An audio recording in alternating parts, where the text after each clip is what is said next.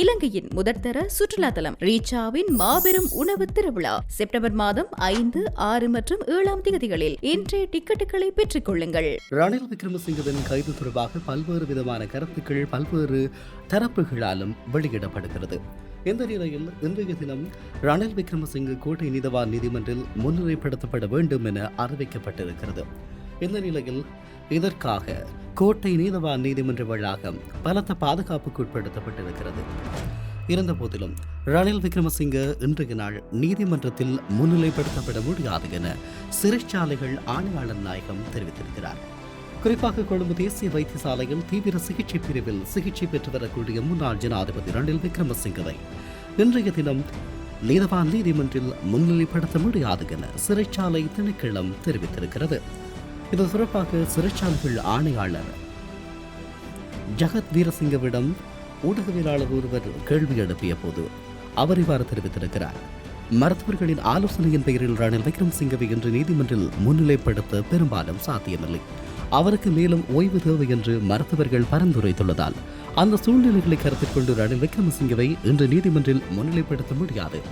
இருப்பினும் சூம் தொழில்நுட்பம் மூலம் ரணில் விக்ரமசிங்கவை நீதிமன்றத்துடன் இணைக்க வேண்டும் என்ற அறிவிப்பு வந்தால் அது தொடர்பாக தேவையான வசதிகளை வழங்க சிறைச்சாலைகள் திணைக்களம் நடவடிக்கை எடுக்கும் என்று ஜகத் வீரசிங்க குறிப்பிட்டிருக்கிறார். கோட்டை நீதவான் நீதிமன்ற வளாகத்தை சுற்றி பாதுகாப்பு நடவடிக்கைகள் பலப்படுத்தப்பட்டிருக்கிறது. பொது நிதியை முறைகேடாக பயன்படுத்தியதாக கூறப்படும் சம்பவம் தொடர்பாக கைது செய்யப்பட்ட ரணில் விக்ரமசிங்க இந்த வழக்கில் இருந்து தப்புவதற்கான முயற்சி மேற்கொள்ளப்படுகிறதா அல்லது ரணில் விக்ரமசிங்க நீதிமன்றத்தில் ஆஜராக கூடாது என்று ஒரு தரப்பு விரும்புகிறதா அல்லது ரணில் விக்ரமசிங்க இந்த வழக்குகளில் அல்லது வாய் திறக்கக்கூடாது அல்லது இந்த வழக்குகள் தொடர்பாக நகர்வுகள் மேற்கொள்ளக்கூடாது என்று ஒரு தரப்பு விரும்புகிறதா? இப்படியான நிறைய கேள்விகள் இருந்து கொண்டிருக்கிறது. நீதிமன்ற வளாகத்தில் மக்கள் கூட்டம் கூடுதல் நீதிமன்றத்தை அண்டிய பகுதிகளில் பலத்த பாதுகாப்பு ஏற்பாடு செய்யப்பட்டிருக்கக்கூடிய நிலையில் தடை செய்யப்பட்டிருக்கிறது. குறித்த பகுதியில் காவல்துறையினர் மற்றும் விசேட அதிரடிப்படையினர் பாதுகாப்பு பணிகளுக்காக அழைக்கப்பட்டுள்ளதாகவும் அங்கிருக்கக்கூடிய எமது செய்தியாளர்கள் தகவல் தருகிறார்கள். நீதிமன்ற வளாகத்திற்குள் நுழைபவர்களின் வழக்கு எண்கள் சரிபார்க்கப்பட்டு அவர்களது பயணப்பகுதிகள் மற்றும் நபர்கள் கடுமையான சோதனைக்கு உட்படுத்தப்படுகிறார்கள். மேலும் கியூ வீதியில் வசிப்பவர்கள் மற்றும் சட்டத்தரணிகள் மட்டுமே அந்த வீதிக்குள் நுழைய அனுமதிக்கப்படுகிறார்கள். கியூ வீதியில் வசிப்பவர்கள் மற்றும் சட்டத்தரணிகள் மட்டுமே அந்த வீதிக்குள் நுழைய அனுமதிக்கப்படுகிறார்கள். கொழும்பு தேசிய வைத்தியசாலையில் தீவிர சிகிச்சையில் பிரிவிலே சிகிச்சை பெற்று வரக்கூடிய ரணில் விக்ரமசிங்கவினுடைய உடல்நிலை காரணமாக அவரை நீதிமன்றில் ஆஜர்படுத்தக்கூடாது அல்லது முடியாது என்ற நிலைப்பாடு சிறைச்சாலைகள் தரப்பில் இருப்பதாக சொல்லப்படுகிறது. இந்த நிலையில் என்ன நடக்கப் போகிறது என்ற எதிர்பார்ப்புகளோடு காத்திருக்கிறது இலங்கை முழுவதுமாக. இந்த நிலையில் இந்த விவகாரம் தொடர்பாக ஐக்கிய தேசிய கட்சி விளக்கமொன்றை வழங்கியிருக்கிறது.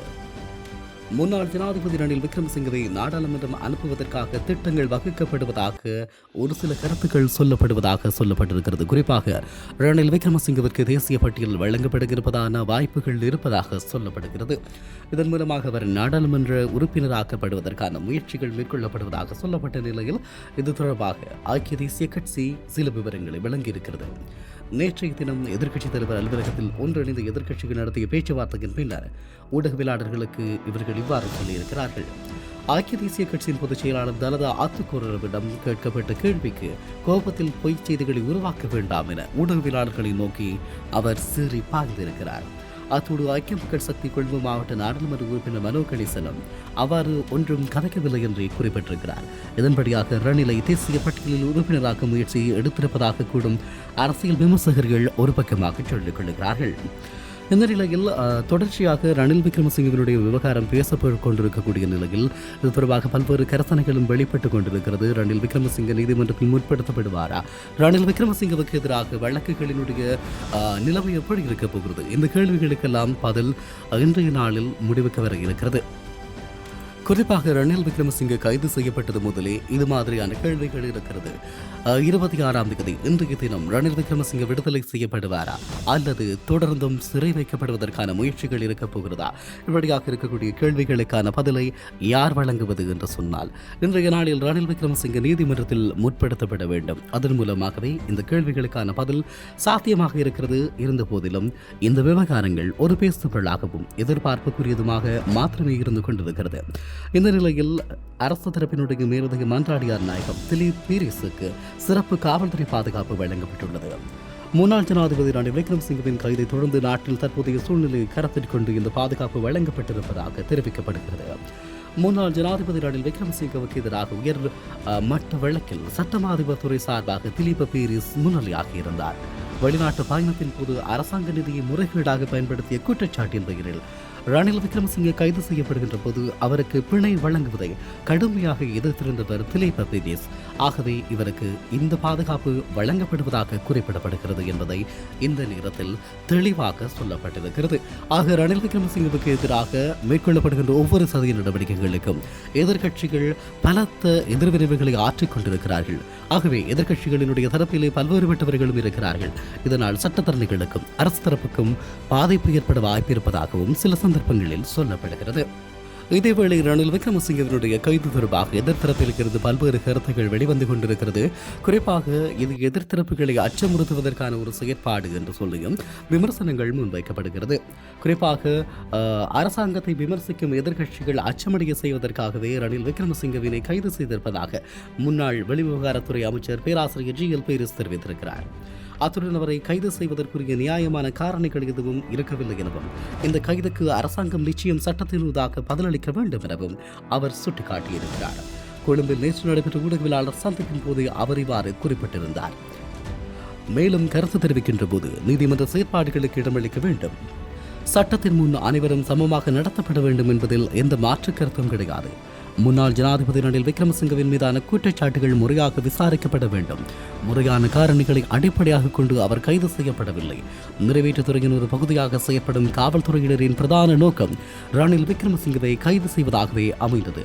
வாக்குமூலம் பெறுவதற்காகவே ரணில் விக்ரமசிங்க குற்றப்புலனாய்வு திணைக்களத்திற்கு அழைக்கப்பட்டார். சாட்சியாளர்களுக்கு அச்சமூட்டல் அல்லது சாட்சியங்களை இல்லாதொழிக்கும் போன்ற சந்தேகம் காணப்படுமாயின் ரணில் விக்ரமசிங்கவினை கைது செய்திருக்க முடியும். குறித்த குற்றச்சாட்டு தொடர்பில் 33 பேரிடம் வாக்குமூலம் பெறப்பட்டுள்ளதாக சட்டமா அதிபர் திணைக்களம் சொலிசிட்டர் ஜெனரல் நீதிமன்றத்திற்கு குறிப்பிட்டிருக்கிறார். அவ்வாறாக இருந்தால் சாட்சியாளர்களுக்கு ரணிலினால் எவ்வித அழுத்தமும் பிரயோகிக்கப்படவில்லை என்பது தெளிவாகிறது.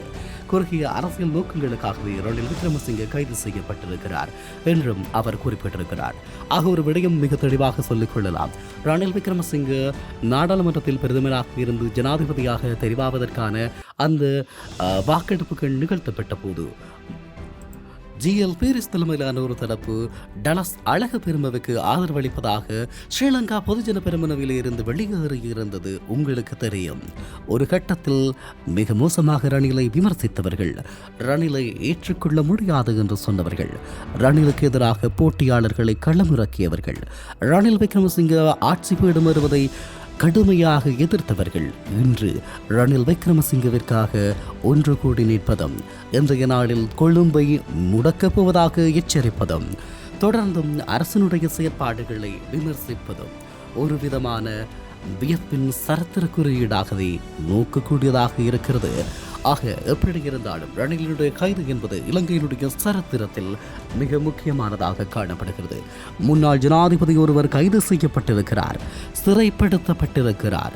அவர் சிறை வைக்கப்பட்டிருக்கக்கூடிய நிலைமை, இவருக்கு எதிராக தீர்ப்புகள் வெளிப்படையாக வெளிப்படுத்தப்பட்டுக் கொண்டிருக்கிறது. ஒரு குற்றச்சாட்டின் பேரில் கைது செய்யப்பட்டவர் இன்னும் பல குற்றச்சாட்டுகளுக்கு உட்படுத்த வாய்ப்பு இருப்பதாக சொல்லப்படுகிறது. ஆகவே ரணில் விக்ரமசிங்கவினுடைய இந்த விவகாரம் இலங்கையினுடைய சட்ட ஆட்சி வரலாற்றில் மிக முக்கியமான திருப்புமுனை என்பதில் மாற்று கருத்துக்கள் இல்லை. தொடர்ந்தும் ரணில் விக்ரமசிங்க தொடர்பான தகவல்களையும் நீதிமன்ற தீர்ப்புகளையும் அவருக்கான இந்த பதறு வினைவுகளையும் தொடர்ச்சியாக உங்களோடு பகிர நாங்கள் காத்திருக்கிறோம். தொடர்ந்தும் ரணில் விக்ரமசிங்க தொடர்பான செய்திகளினுடைய தொகுப்புகளோடு இணைந்திருப்போம்.